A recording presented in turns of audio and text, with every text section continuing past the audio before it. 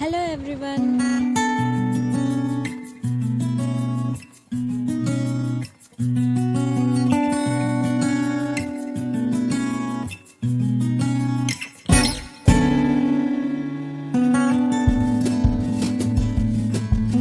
ఈరోజు మన డే 4 కాబట్టి ఎలా జరిగిందో చూసేద్దాం.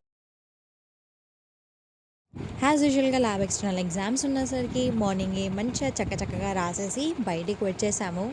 బస్సెస్ రావడానికి ఇంకా 20 మినిట్స్ ఉంది. మీ అందరికీ మా Vignan library entrance and library ఎక్కడ ఉంటుందో చూపిద్దామని చూపిస్తున్నాను. దాని ఆపోజిట్గా జిరాక్స్ అండ్ స్టేషనరీ కూడా అవైలబుల్గా ఉంటుంది. Third floor. టైం అయ్యేసరికి బస్సెస్ దగ్గరికి అయితే వెళ్ళిపోయాము. చూస్తున్నారు కదా స్టూడెంట్స్ ఎలా గ్యాదర్ అయ్యి ఎలా వెళ్ళిపోవడానికి ఎగ్జైటెడ్గా హ్యాపీగా ఉన్నారు అనేది.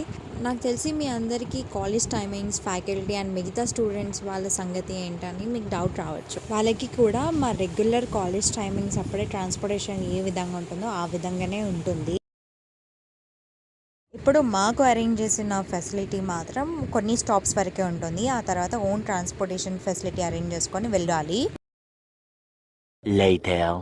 అలానే ఈవినింగ్ అంటే ఆఫ్టర్నూన్ ఎగ్జామ్ అయిన వాళ్ళు ఈవినింగ్ కాలేజ్ మేనేజ్మెంట్ మళ్ళీ ట్రాన్స్పోర్టేషన్ ఫెసిలిటీ ప్రొవైడ్ చేస్తున్నారు. అప్పుడు స్టూడెంట్స్తో పాటు ఫ్యాకల్టీ కూడా యాడ్ అవుతారు.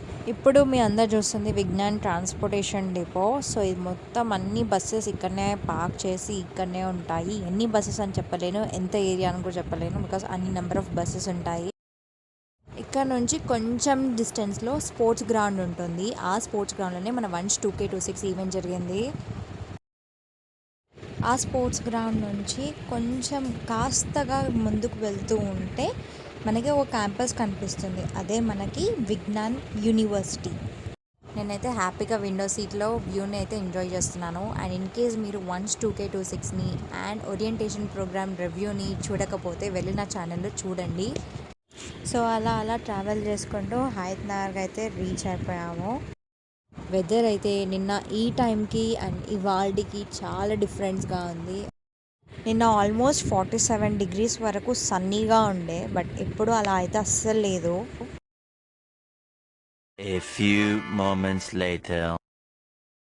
స్టాప్ నుంచి ఆటో బుక్ చేసుకొని ఇంటికైతే స్టార్ట్ అయిపోయాను.